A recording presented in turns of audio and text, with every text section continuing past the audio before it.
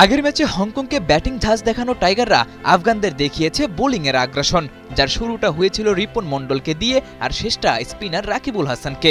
টাইগারদের এই দুই পেসার আর স্পিনারের বোলিংয়ে মাত্র ৭৮ রানে অল আউট জাতীয় দলের ক্রিকেটার নিয়ে সাজানো আফগানিস্তান এ দল। ইনিংসের তৃতীয় বল থেকে শুরু হয় রিপন মন্ডলের উইকেট তোলার মিশন।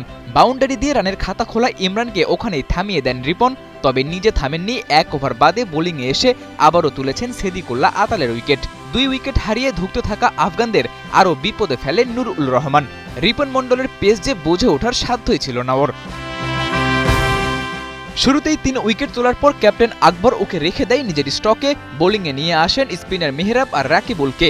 দুজনে রেখেছেন ছাপ। রাকিবুল তো শেষমেশ ছাড়িয়ে গেছেন নিজের সতীর্থ রিপন মন্ডলকেও। ৪ ওভারে মাত্র ৭ রান খরচায় তুলে নিয়েছেন ৩ উইকেট। টাইগার বোলারদের মধ্যে এক্সপেন্সিভ বলতে কেবল আবু হায়দার রনি।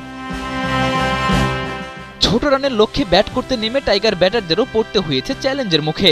হংকং ম্যাচের হিরো হাবিবুর রহমান সোহানের সাথে আরেক ওপেনার জিসান আলম দুজনেই ফিরেছেন মাত্র ১০ রান করে। পাওয়ার প্লে শেষ হতেই মাত্র ২৪ রানে ২ উইকেট। টাইগার শিবিরে বাড়িয়েছিল দুশ্চিন্তা, তবে অনূর্ধ্ব ১৯ দলের তারকা ওপেনার জাওয়াদ আবরার বড়দের ক্রিকেটে এসেই দেখালেন নির্ভরযোগ্য ব্যাটিং।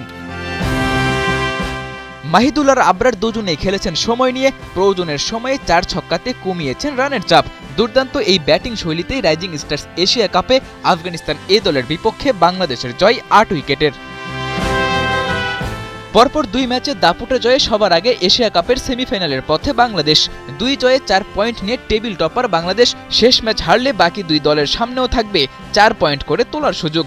তবে বাংলাদেশের যে রান রেট, তাতে টাইগারদের সেমিফাইনালে খেলতে না পারাই হবে অবিশ্বাস্য ঘটনা। সাদাতুর রাফি, ৭১।